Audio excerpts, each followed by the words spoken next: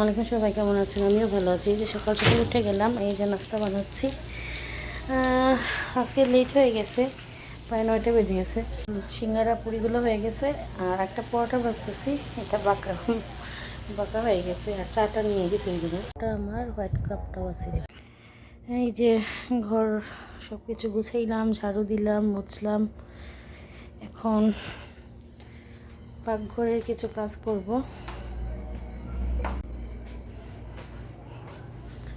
মাংস ভিজিয়ে রাখছি। আজকে অনেক গরম পড়ছে, এই 3-4 দিন ধরে অনেক গরম পড়ছে, বাট একটু বাতাস দিতেছে এখন।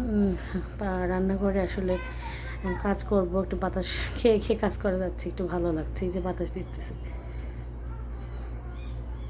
পেঁয়াজটা লাল করতেছি, আর এই যে রোস্টের যে কুশমি দিছিলাম, আর এই যে পোলাওটা বসাইছি।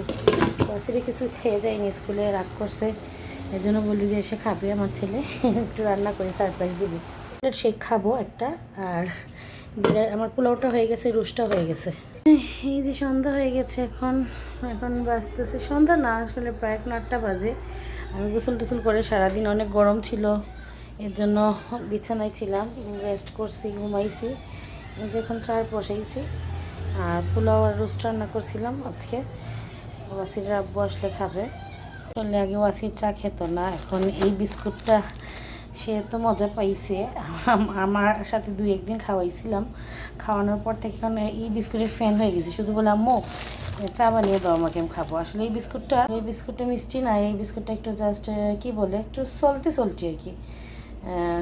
এর জন্য আসলে ওর ভালো লাগছে, এর জন্য ওদেরকে এখন চা দেখতেছি।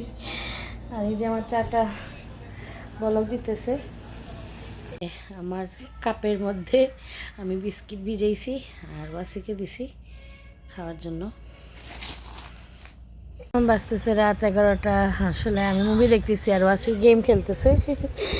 এই যে আমার গাছে পানি দিছিলাম, গাছের অবস্থাটা খারাপ হয়ে যাচ্ছে। আমি আবার গাছে বেশি যত্ন নিতে পারি না, পানিটা নিয়ে দেওয়া হয় বুঝি না। রোদ দিতে হয়, পানি দিতে হয়, গাছ সম্পর্কে তেমন আইডিয়া নেই। রাত হয়ে গেছে, প্রায় 12টার কাছাকাছি। ওয়াসিরে ঘুমিয়ে পড়ছে, আমি একটু পরে সব কিছু ফ্রিজে রাখি ঘুমিয়ে পড়বো। ভালো থাকবেন সবাই, আল্লাহ হাফেজ।